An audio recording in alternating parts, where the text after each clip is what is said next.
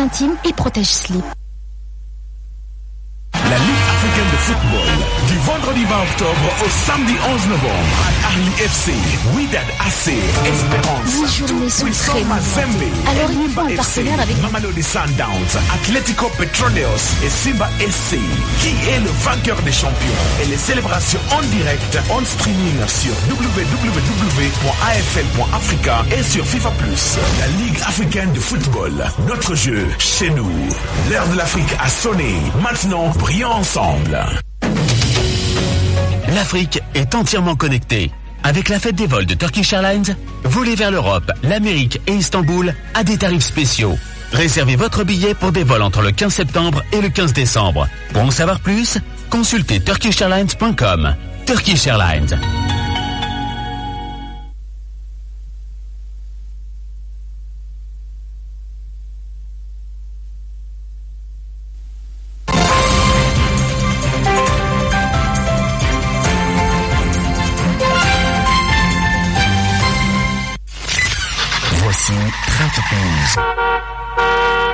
Allô Papa Les Cissé. Cité. Voilà xam naa jotagul yembagul communication bi ñoo ngi leen di dalal ak jàmm ci pàcc bu ñaareel ci suñu bloc d'information la matinale Mame Mbaye Ndiaye maa ngi lay nuyu suba ba léegi yaa ngi bind rek. da ngay jafandu ci mbay mi waaw yaa wax dëgg. ci mbay.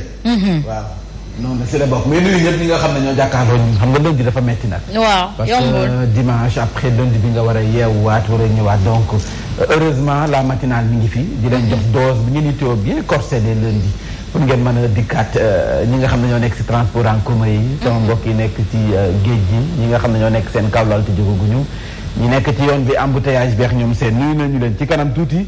ñu xool kan moo yéeg ci kaw tribune bi waxtaanee actualité bi. incha allahu rabbi kon mi ngi noonu waxtaanu actualité bi faram fàcce bi nañu si ànd ak Simon Pierre Faye xaar ma piégé la tuuti. ak Fabrice Nguema Mamadou Fofana propre établissement ah. wala piégé kay. waaw kay damaa sàcc moo am di. ma ko piégé. mais nga may ma mu nuyu Yaay Kan Diallo. waaw bu RFM TFM. waaw soxna su baax waaye nag la ma ko waxoon rek. man maay buuram. yaay buuram mos fay biram may envoyé message sànq ndeysaan ak samay mbokk yu bëri diggante Jasap Laalaan Fondeen Pekouk Séréer Ngumsaan Kër Mor Ndiaye Touba Pekouk toute cette zone là Dioum Bango ña fa nekk ñëpp parce que Leexaar Pambal voilà Njóobeen Caawun et cetera donc dëkk yi bëri na ku jaajeen Combox waaw Combox ci kii léegi Ndar Géej Njolofeen ci kii loolu foo xam Guet Ndar ci kii Dias voilà. d'accord Fabrice Ndar Géej man damay nuyu waa Ndar te bëgg naa xam foo xam si Ndar Guet Ndar Goxu Mbaaj waa Sor Njolofeen Cité Ñax Ndar de xaw ma ça c'est le Ndar centre waaw ak fan continue waxal rek raw aywa ak fan yow kay laay laaj ndax yow xam nga fi macha allah ñoo ngi nuyu waa Ndar yëpp ndax ñoom itam dañuy bàyyi xel bu baax a baax. ci safo Bango aussi waaw Bango moom. Bango ça c'est chez le professeur titulaire. Le Marito Niane voilà Bango c'est aussi chez EDK Oil Dembaka. Il est de Bango. d'accord waaw maa xalaat gisaan ñi fi baax ñëpp Ndar lañ bàyyeekoo nag. tubarkalla ak Tëngéej mi ngi noonu ñoo tabax Sénégal alors. tey la le 4 décembre 2023 li ñu mën a njëkk waxtaane Simon Pierre Faye moo di date élection présidentielle yi nga xamante ni président Macky Sall signé na kon nag kii ku ci mel ni Boubacar Camara si je ne m'abuse moom moo doon proposé report des élections tey président Macky Sall tontu na ko ci ab signature. Oui bon Macky Sall ndax Boubacar Camara la tontu ou pas. Mais ce qui est sûr c'est que le processus est établi depuis très longtemps. Depuis que d'ailleurs ñu commencé la convocation en tout cas pour le parrainage ak yooyu arrêté yi fi jot a génn yëpp ça rentre dans le processus normal du calendrier électoral. Et dañoo toll foo xam ne le président de la République comme élection yi le 25 février la. app bi nga xam ne ci la ñu tënk ngir mu mën a convoquer le collège électoral comme on dit app boobu mooy doog a jot. Et quelque part il confirme que élection yi le 25 février lay doon. Et d'ailleurs on se rappelle que mercredi dernier projet de décret maanaam décret bii nga xam ne moom la signé le 29 projet de décret bi était déjà adopté en conseil des ministres parce qu'il y a des décrets des projets de loi yoo xam ne dañ koy waxtaane ba pare conseil des ministres parce que le conseil quand il vient quand même au-delà des dossiers brûlants de l'heure am na yoo xam ne c'est sur la base d'un calendrier et les gens sont tenus de rappeler au président de la République wala le président de la République sax se conforme à la procédure pour mën a jël yenn actes yi et ça fait partie justement du décret bi nga xam ne signé na ko donc ce qui veut dire que vraiment il y a plus de débat autour de nañu reporter parewuma parrainage bi lii parrainage bi lale léegi c'est fini bëgg bëre bañ bëre très bien ndax ñoom dina leen arranger ou pas ndax dina arranger opposition bi ou pas ndax am na situation particulière ou pas ce qui est sûr c'est que élection yi dinañ ko tëgg le 25 février prochain li ci des mooy le processus a déjà démarré depuis très longtemps déjà ba léegi nii jusqu'au 11 décembre bii di ñëw ñu ngi dans la collecte des parrains à partir du 11 on va commencer à déposer parce que le dépôt des parrainages se fait au moins 75 jours 60 à 75 jours avant le premier jour du scrutin maanaam avant le premier tour avant le 25 donc app bi des na tuuti à partir du 11 ce sera une autre étape la ñuy jël après ce sera dépôt plus vérification des parrains entre autres donc c'est vraiment daal ku doon laam-laameen élection yi dina am wala du am jàppal ne kon président de la République nee na day am point. leer na nañ kii di professeur Babacar Gueye moom mi ngi wax ci àdduna ci wàllu manque de confiance am na ci diggante peut-être ni ñuy organiser élection yi ak li nga xamante ni moom moo di manque de dialogue Fabrice Nguema est-ce que loolu mën a téye élection yi. non jamais de la vie loolu mooy xalaatu professeur la. manque de confiance mais le calendrier électoral mais c'est inversé. C'est inversé loolu moom par force. et même Simon loolu la doon wax c'est-à-dire les histoires de ay oui est-ce qu'il y aura élection ay Boubacar Camara ay deuxième ou le troisième dialogue de sortie de crise tout ça là bon il faut renvoyer ça au calende grec donc jeex na c'est-à-dire affaire bi moom bal bi tàkk na léegi bëgg bëri c'est clair et boo xoolee moom en vérité des vérités c'est-à-dire c'est pour man sama xalaat ceux qui ne sont pas sûrs de passer l'étape de parrainage ci sama xalaat ñoom ñoo doon agiter question boobu mais ceux qui étaient sûrs de passer l'étape de parrainage et qui étaient waxuñu ñu sax par exemple le Bougane Gueye Dany ay affaire u report yoonam ne wu ci il est allé dans Koutiari Koutaba ay Kouta tout ça là c'est parce qu'il savait que en fait les Khalifa Ababacar Sall eux ils sont en train de faire le tour du Sénégal le candidat du pouvoir ou les candidats du pouvoir et ils sont en train de mais sont-ils réellement prêts les candidats mais yo si tu veux mais attends mais il s'agit de la présidentielle. Non, présidentielle, ça se prépare depuis. Non, mais attends, prêt. Non, mais ceux qui croient, c'est ceux qui hésitent, qui n'étaient pas sûrs, qui de leur capacité. ñoo doon kii indi ay détails yu ay oui est-ce que élection dina am wala du am affaire yooyu mais ceux qui étaient sûrs, eux moom ils savent qu'il y aura élection.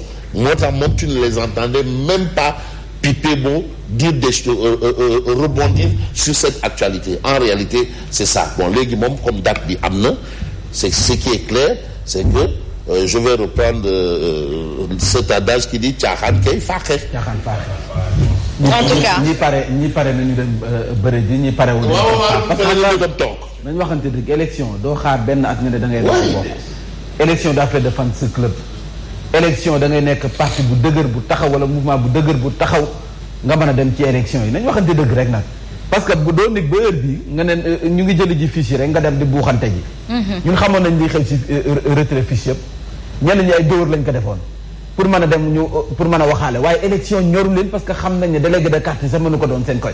justement est-ce que loolu du foowee ak sénégalais yi nga xamante ni am nañ yaakaar changer li nga xamante ni moom moo leen naqari ci régime bi fi nekk sénégalais yow woon ak ñi du benn parce que sénégalais xam nañ li ñu bëgg fu mu nekk nii gën a jigee gën a yey parce que dépassé nañ époque boobu quoi ñi nga xam ne da nga daan voté parce que sam papa diw la àndaloon moom lay àndal nga élection 2024 yi élection xale yi la très bien mag ñi nga xam ne ñoo daan teel a yeewu fajar temps socialiste yi nga xam ne ñoom mag ñi ñoo fi daan mujj ñoo fi daan njëkk bu ñu waxantee dëgg de mag ñi ñoo daan téye élection yi mais élection yi avenir u ndaw ñi la ëllëgu ndaw ñi la donc ndaw ñi ñoo ko téye seen bopp voté tuñu parce que ni ay fans club dépassé nañu foofu dañ leen di tegal programme bu wóor bu leer ñu sànni la seen carte tegloo leen programme nga def comme xumbaay mbumbaay ambiance ñu ànd ak yow ambiance xumbaay récupérer sa xaalis bu élection bu di voté jotee ñu dem voté ki nga xam ne moo leen jariñ.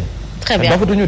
En tout cas, journée mondiale internationale des personnes à mobilité réduite, cahier de doléances Simon Pierre Faye mu mel ni amagul coppite bu am doole bu ci am. De toute façon journée la boo xam ne les gens en profitent pour justement gën a xoolaat situation ñi nga xam ne dañuy dund ak handicap. ñoom ci seen bopp également ñu toog ñu xayma liñ leen defal ak liñ leen defalul lu leen société bi defal ak lu leen société bi defalul. fu ñu leen teg ak fu ñu leen tegul. et je pense que c'est important parce que ça permet toujours de faire un focus sur le handicap. C'est vrai que depuis déjà quelques années le concept a beaucoup évolué. On parle de personnes vivant avec un handicap et même autour de l'handicap la définition est encore beaucoup plus large. Parce que handicap dañ ko daan dégg ci koo xam ne peut-être mënul dox wala loxo bi baaxul wala silmaxana wala dafa të. Mais aujourd'hui le handicap est beaucoup plus large. Dem na ba sunu classe gi nga xam ne dañuy sol lunette boo ko sumee doo gis c'est un handicap. Mais l'essentiel c'est de pouvoir surmonter ce handicap. Ki nga xam ne handicapé la peut-être tànk bi baaxul. Est-ce que tere na ko mu war a mën a liggéey est-ce que sa tànk bu baaxul sa loxo bu baaxul est-ce que da lay condamner à jamais nga war a yalwaan et cetera autant de questions qui ont aidé à une prise de conscience boo xam ne tax na ba nit ñi di xoolee handicap beneen gët. Tey jii au Sénégal il y a une législation qui dit que dans la fonction publique comme dans le privé. Oui. Sur 100 travailleurs il faut au moins 15 yoo xam ne c'est des handicapés. Pour ñoom ñu mën leen a permettre justement ñu promouvoir seen bopp ñu wane seen capacité et aujourd'hui tu verras des handicapés yoo xam ne mais machallah am nañu seen liggéey ñu ngi koy doxal. Tu verras des handicapés yoo xam ne moi j'en ai vu qui est expert comptable. J'en ai vu qui est mécanicien benn pas xaw ma ndax léegi mi ngi dund wala dundul tout sax parce que xaw naa ko gëj gi ça fait au moins peut-être une dizaine d'années mais silmaxa la mais bu lay defaral sa oto da ngay ne mais pas bi nan lay def. Donc ça veut dire que am nañu expertise am nañu capacité et ils ont besoin de servir la société et non se servir de la société. Mais justement est-ce que il faut que ça change. Est-ce que pour ñu xoolal leen beneen bët. Mais il y a un fait, je vous assure, man jeune reporter à Sud FM banlieue Thiaroye, il y a une structure que de handicapés visuels qui te font des balais, qui te font des serpillères. Oui. Ici, là, à Thiaroye, Thiaroye. Mais ces gens-là quand même. À Thiès. Ben oui. Thiès li may wax ñu dëkk Thiès xam mais il y en a qui ont rompu ça, hein. Il y en a qui ont complètement rompu le fait d'être handicapé. Et de rester sans rien faire. Il faudrait quand même une part, par exemple, de la société. La société doit jouer un rôle. Parce que même parmi les handicapés mentaux, hein, ils font partie. Mentaux. Justement, j'en venais à cette stigmatisation-là de la société. Est-ce que am na évolution? Est-ce que nguur gi mettre na les appareils qu'il faut pour que ñu reconsidérer ñi nga xamante ni ñoom ñoo di waay laago yi wala les personnes à mobilité réduite dans notre société? En termes de considération, je pense que am na évolution. Très bien. waaw am na évolution contre justement la stigmatisation bi nga xam ne moom lañ doon jooy ay quelques années. Aujourd'hui, on n'a plus honte, par exemple, de présenter son enfant qui est né avec un handicap. Mais on le prend en charge et on le brandit fièrement. On l'amène à l'école fièrement. Donc il y a autant de choses qui se font dans la société buy dimbali justement à lutter contre cette stigmatisation. Mu des nag peut-être côté nguur gi peut-être politiquement il y a des choses qui ont été faites mais dans l'application la loi d'orientation sociale est là justement pour l'équité entre les personnes valides entre guillemets et les handicapés. Non mais il y a la carte de l'égalité des chances. C'est vrai qu'on peut mieux faire.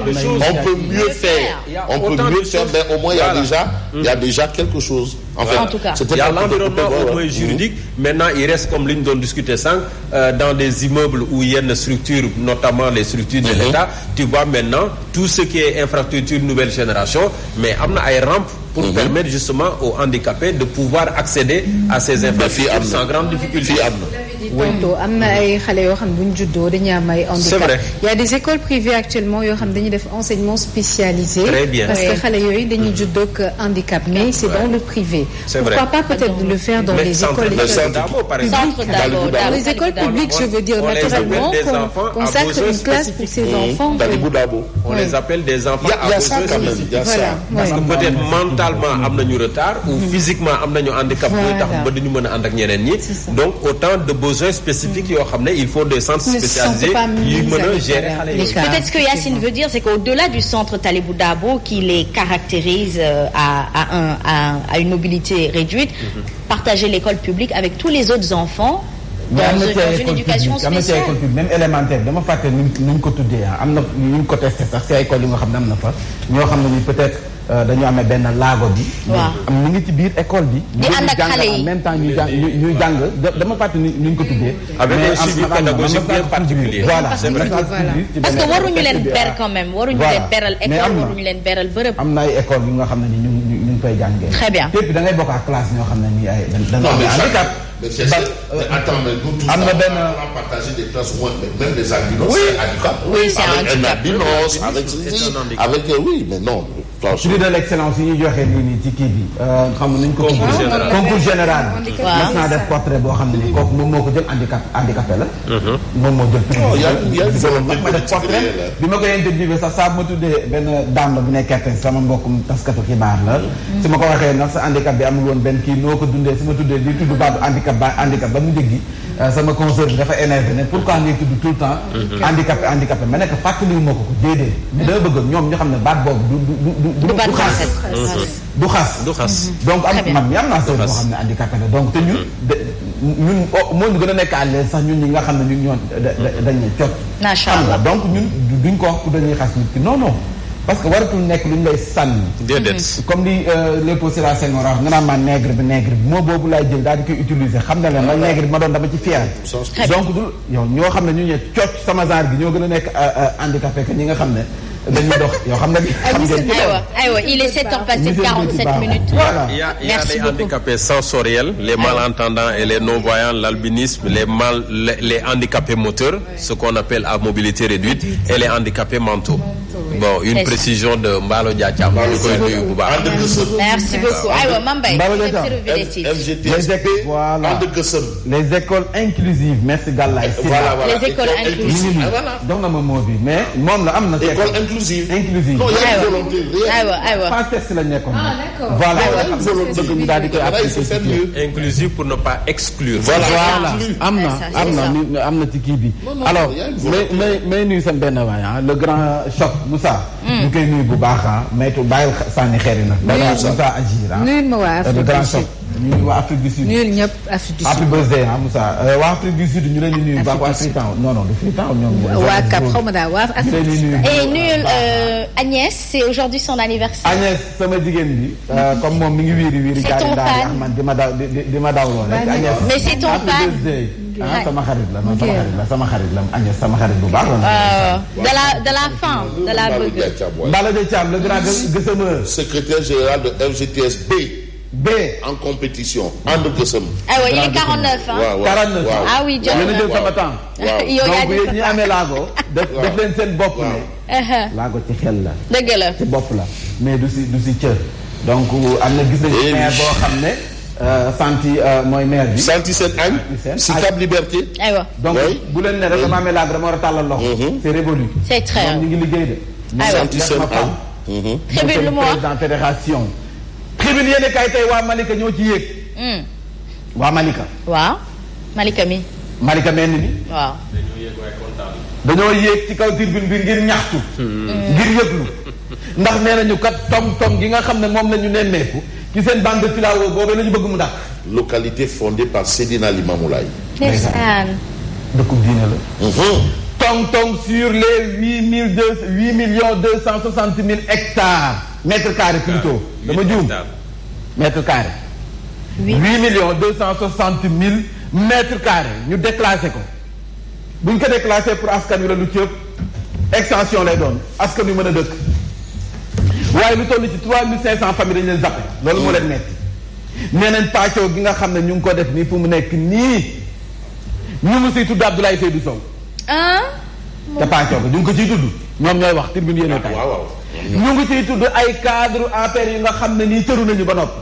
cëru. dogot nañu xam nga bande filao yi boo ko daggee jéggi ngay jàkkaarloo pied dans l'eau. waaw moom. foofu moom boo fa sancee moom boo fa dëkkee moom wax fa dëgg neex yàlla nam ma waa ñu dëkk fële. Bora ak Ili. Ili baax yooyu noonu. waaw baamaa sax ñoom seen. waaw. noonu dañ koy tabax bu baax. Mbay. nee nañ bande filao yi boo ko daggee daanaka foofu pied dans l'eau la moom ngay laal sali. waterfront daal. tong la ñu ko tuddee nee nañ tong Abdoulaye Seydou Sow ñu ngi ko cay tudd. kii nga xam ne mooy ay yenn ci ay cadres yu APR ñu leen di tudd. mais Malogé am na ci. am na ci wàllu dana dem tourner foofu amu ci dara. Malogé amu ci dara. demal nga tourner. Malogé ni logé gul fenn. ñu dañuy dem nii rek fu nekk ñu. ñuy loué rek. logé wu ñu dañuy loué. tribune yéen a kaay yamu sa de. déedéet tong boogee ñu ngi ciy tudd lu toll ci 160 hectares boo xam ne. tong naat dañu ko jox suñu équipe nationale bii bu football bi. teguñu ko fenn. suñu gaynde yi këyit yi ñu leen jox bu fekkee. c'est vrai président Macky Sall këyit yi ne ndax baax na wala baaxul de. xool nañ këyit yi leen jox yu baax la wala baaxul de. c'est vrai. ñeneen ñi nga xam ne ñoom ñoo ko moom dëgg nag. ñi nga xam ne ñoom ñoo ko moom dëgg nag. yeneen këyit yi dañ ko jox ñoo xam ne nii wax fa dëgg neex yàlla kenn gisu leen kenn xamu leen. da ngay jékki-jékki rek ñu bind tur. xamoo fu mu dëkk. doy na waar de. attribué à des fantômes. maire yi bu Malika nag nee na dinañ leen sa kaccat. seen yoon nekk dañ leen sa zappé ñu maanu. maire ya. maire ci boppam. c'est toujours la mairie de Malika zappé dans le plan d'urbanisation d'urbanisme de détail PUD. kon comme dañ ko sa kaccat nag. dañ ko sa zappé. nee na ci maanu yoonam nekkul. li ci kanam rawuli gët. Idrissa Diémé def na ci reportage ba am solo dinañ ci ñëw ci biir journal bi. Abdou Karim Fofana ministre du commerce. de la consommation. jërum ñu dénk wàllu njënd meex njaay beex jëfandiku gi di consommation. l'État a mis 1600 milliards pour stabiliser les prix yi dafay stable ba leen demee ci marché bi voilà. 1600 milliards dafa nañ ko si ma ne. yokkute bi nga xam ne nit ñaa ngi koy jàmbat nag. lu ne fan kenn waaw yokku na mais. amul mais y a pas de mais qui donc ça veut dire que si l'État n'avait pas mis ça. on serait vraiment. voilà à des prix beaucoup plus élevés. am na benn koñ boo xamante ni si secteur bii nii. dañuy jaay kilo ceeb 540 francs. waaw man koñ ba ma dëkk. kilo ceeb ñu koy jaay 650 francs. là maintenant c'est le respect de la vérité. donc ana stabilité bi. terewul la dugal nañ ci 1600 milliards. ça veut dire que si on n'avait pas mis ça ce serait la mais la catastrophe kilo ce serait 10 000. bah oui. sama mbokki waaye laago yi nee nañu. saako parce que suñu genre bi nga xam ne suñuy ëm baaxul ñun ci la ñu bokk. ñun ñi suñuy ëm baaxul ci la ñu bokk. man sama saar gi moom. handicapé ba ñun moom si ñi lañ ma boole les handicapés parce que sama ëm yi baaxul su ma yëgsee escalier damay jàppandu ko ba ni may yëgsee en tout cas nee na dañ leen abandonné jëm ci accès à l'emploi yenn ci ay infrastructures yenn bureau yi boo fi dugg il faut ki jàpp fii ñu yëkkati nga dugg. aywa yenn oto yi transport en commun il faut ki jàpp fii ñu nga mën a dugg. utum xëy bi yow da ngay postuler yóbbu sa CV ñu gisee CV bi mojji yow nga war a def entretien nga ñëwaat sa chaise roulante wala nga ñëw am noo duggee ak sa di soox ñu am nañu lay xoolee ci affaire bi xam ñu ne compétence bi ci bopp la expérience ci bopp la nañ dañ ci bàyyi xel bu baax nee nañ si mambay loolu même ci loolu noonu ngay wax ñi nga xam ne dañoo am handicap ak ñi nga xamante ni dañoo nekk en surpoids sax des fois bu ñu déposé fenn si yenn sociétés yi duñ leen nangu jël parce que dañ naan dañuy ils prennent trop de temps. voilà ñu bàyyi ci xel bu baax redonner espoir aux jeunes meilleur remède contre la migration clandestine en tout cas poussé par le désespoir et le stress le retour définitif une utopie en tout cas yéenekaay bi dikk na si xale yi nga xam ne ñoo màngaan ña nga xam ne ñoo nekk biti réew seen ñëwaat dana metti lool waaye nag fu mu nekk nii ngir ñu mën a ñëw faw nag xale yi ñu teg seen loxo loo xam ne nii daanaka ndax lekkatu kese dina xibay moom laa doon wax sànq nee naa la fu mu nekk élection présidentielle ku si amul programme bu dëgër ndaw ñi gis ci seen bopp bee boo nga dem toog aywa boo ko amul demal nga toog parce que fu mu nekk dépassé nañu ay vote fan si club yooyu c'est révolu braquage à la lan base de l'entreprise Henan Chine à Touba un gang lourdement armé tire sur un chinois et emporte 3 millions gars yi daal temps yi la ñuy doxalee. c'est-à-dire lii. doy na waar de. ñun dañuy yor seen gang la ñuy doon togg ko ba mu ñor ñëw génne seen arme teg la ko jël li ñuy jël dem mel dañ la ko dénkoon. waaw baax na loolu baax na li ci kanam raw li gët Vox Populi ne lu waaye doon jaay tey mu lamb ku mënul bawoo lu yàqu yow la. waaw. ñii doon laam-laamee ne du fi amee. ñii naan bu fa amee it du aw ci yoon. président Macky Sall nee na leen. bee boo ngeen waajal de bëgg a bëre. bañ bëre. lamb ji sàjj na présidentielle 2024 Macky Sall officialise la date du 25 février. jeex na tàkk. ñi mën a dem nanu dem. leer na nañ. ñi mënul dem leen toog. Le décret portant donc convocation du collège électoral le dimanche 25 février 2024 signé depuis le 29 novembre dernier kon ani coow li ku naan soow mi lu ñuy wax gaañ yi ku naan soow mi ani coow li ku naan soow piir bi nañ waxante dëgg ñii mën a bokk nag pare ay bëri arène bangoog ay dialogue de la dernière chance yeeg ay aéroport et tout ça là dans la sauce. dama ne ñii mën a dem fu mu nekk nii bëri dem leen bëri ndekete yoo combat baa nga sa Dakar Times waaw. ñii moom dañuy bëri. la bataille de Guéa. dëkk Simon Faye la ñu jël def ko arène. place de France bëri ba naaw. fu mu nekk nii nag ñaar ñooy bëri. waa àndafal Amadou Ba tënku ci Afaay et Benno parce que ne jàkkaarloo wax ña nga xam ne ci opposition bi lañ bokk sa Thiès. benn dëkk ñaari. maa la wax nii. Malay Diop ñu laaj ko mu ne mbër laa kaamil bëri rek lay def. niru ak mbër. dépassé naa mbapat. mi ngi nii ci sourire bi dépassé naa mbapat. Amadou Ba lay jàppale. waaw kay waaye day bëri. mais comme Habib Niang aussi. Habib Niang day bëri Habib Niang. Habib Niang rejoindre na Amadou Ba. day bëri. Habib Niang Amadou Ba waaw. Habib Niang. Babacar Diop ci opposition mu ne ma bëri rek lay def. te nee na ñu bëri dinañ rejoindre Amadou. moom Habib Niang wax loolu. même des cadres de l'opposition. dinañ rejoindre. Amadou Ba. li ci kanam raw li gët. waaye ku mu naan 3 millions xaw ma lan ci parrainage kay si attends-toi à ce que ñi lay rejoindre bëri. Dakar Times ne mais l'opposition des cadres de l'opposition rejoindre Amadou Ba. mais je vais vous non attention je vous dis attention. tous ces trucs là pour moi c'est du bling bling. l'élection présidentielle. si tel il y a des localités comme Grand Dakar qui seraient aujourd'hui gagnées par le pouvoir. Attention parce que la majorité silencieuse là n'est pas dans les cadres ni dans. moom laa la wax. xale yi léegi dañuy ñoom ñëpp. attention xale yi léegi ñoo la gën a mën a defar lecture. la majorité silencieuse n'est pas dans les cadres n'est pas dans les. Babacar Diop ci arène Thiès bi. waaw. nee na abal leen ma sëf ma yeew sama ndigg. ndax làmb ja laa jëm. arène ma kudd Fall wala. aji bi sumaare. il reste 2 minutes moom nee na affaire bi xoola bëri bi ay science la ci bopp la. te maa ngi ci biir maa ngi ci arène bi Thierno Alassane Sall ne wax ko dëgg neexaat dinaa xabtar bi dinaa nooju dinaa texum biir moom it mbër la. jamono joojee Alioune Sall. Alioune Sarr ci boppam. mu ne dinaa cabaxal. Alioune Sarr nekk da ngay xaar parce que man ba may bëri woo. waaw. ba may samp sama ndënd sampoo. et puis moom bu dee mbër kaamil laa. et il est ceinture noire de karaté. Alioune Sarr waaw. waaw moom ay feemam la yor. caxabal plus ceinture noire. moom ke oy cukki rek oy cukki. mbër bu mag bi ne leen nag da ngeen di xaar moom daamal Kajoor Idrissa Seck. non moom moomatul dara Thiès. nee na xale may tënk maga may daan. moomatul dara Thiès moom moomatu fa dara. nee na xale may tënk waaye maga may daan. moomatul dara Thiès waaye. beneen mbër daal di taxaw. amatul dara Thiès. Karim Meïssa Wade si loin si près. kii mooy mbër daal député Adja Fatou Sow ma kii mooy mbër fu mu nekk nii nag moom kenn xamul dana ñëw wala du ñëw mais lu mu ci man ci doon ñu ngi koy xaar de si loin si près enquête yi ne kaay ne Khalifa Sall nee na ko li ngay dund maa ko dund bu pare. Khalifa Sall Sonko et Karim Wade devant la Cour suprême. même combat même destin. bilaay. ndax lii nga xam ne Ousmane Sonko mu ngi koy dund jamono ji waaw. Khalifa Sall dund na ko. même destin. Karim Meïssa Wade dund na ko. moo ko jëkk a dund. ñu des di xool nag ndax même destin lay doon wala déet ni ko Yacine Seck waxee. Le Quotidien yéen kaay Khalifa Sall ne ko sama bukki ba ma màttoon moo la sext laa yàgg. 28 mois de parcours judiciaire may yéeg a wàcc fu nekk ma dem fa waaye France daal di xëddeen jamono joojee beneen candidat daal di wax sa géew ba nee na tànneef bi gën. on rek. nee na tànneef. mooy waay la war a doon. taxawaay bi te man ci boppam. waa étudiants yi CEFAS 2023. ñoom ci boppam ñoo ma tànn def ma seen roy waay def ma parrain seen promo 2023. xamal ne leen affaire bi gëm sa bopp la rek. réewum Sénégal ku gaaw a xaddi doo fi ne.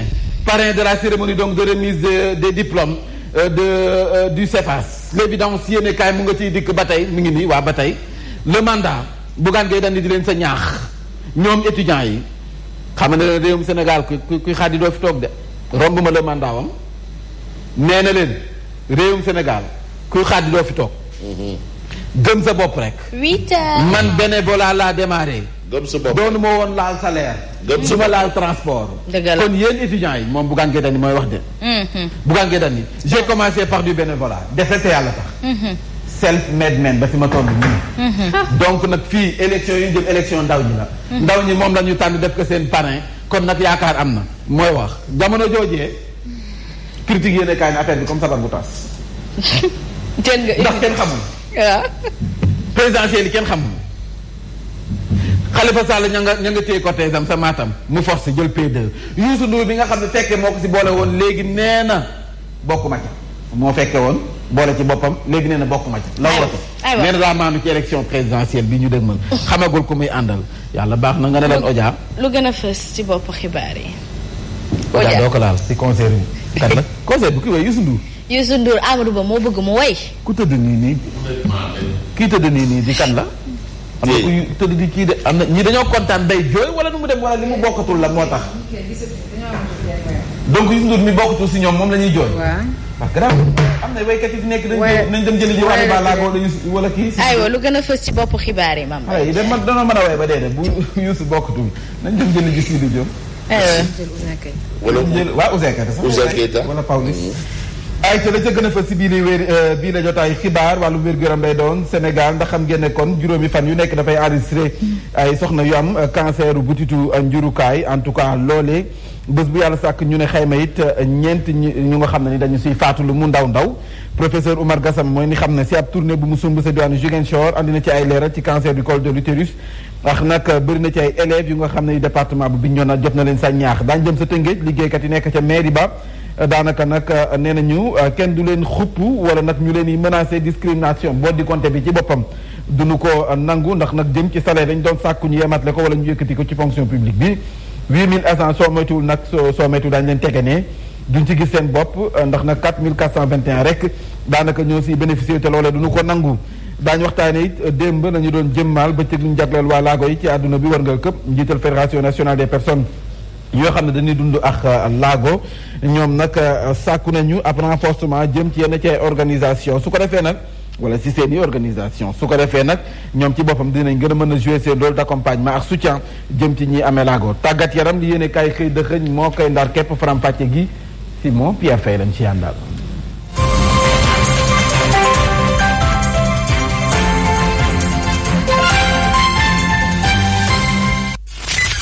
Voici Trafic News. allo Papa Alé Cissé. allo Asma Khadija. maa ngi lay nuyu beneen yoon noo def. maa ngi lay fayal beneen yoon maa ngi sant bu baax. alhamdulilah jamono ji fu trafic bi toll. jàppal ne beaucoup d'embouteillage moo leen di xaar actuellement pour ñi nga xam ne ñoo bëgg a jaar sur l'autoroute Seydina Limamou Laye surtout nag boo leen bàyyi ko si péage bi doore ko Cambérène sortie bi école Mariama Niass daal di wuti directement l'échange daan foofule la circulation est tellement dense que pour laquelle da ngeen am jafe-jafe daal di wéy seen progression tranquille si ak si boobule bu dee nag sur du pont de Hann à savoir rond-point Sortie de Maris là-bas moom pas de difficulté mun ngeen fa jaar daal di wéy seen progression bu ngeen ko dépassé aussi vous avez le choix de continuer pour ñi nga xam ne ñoo bëgg daal directement boulangerie Capa doore ko nag service technique jàpp parc douane foofu aussi pas de difficulté dans les deux sens par contre sur le côté opposé à savoir sur les deux voies Cité des Eaux foofu aussi yéex na laata ngeen am accès si intersection bi lu ko waral nag bokk na fi donc les travaux de construction de l'échangeur mais aussi da ngeen croiser d'autres véhicules yi nga xam ne dañoo bàyyi ko du côté zone de captage tax na nank ngeen progressé mais rappeler aussi donc des lenteurs sont à noter sur la nationale cette fois-ci aussi nga xam ne dañoo bàyyi ko du côté Cambérène vers Patte d'Oie foofu aussi yéex na lool wante nag une fois ngeen accéder donc l'échangeur de Patte d'Oie mën ngeen wéy seen circulation pour ñi nga xam ne ñoo bëgg dem du côté donc passerelle pour Nabil Choucair foofu la c'est dégagé présentement Asma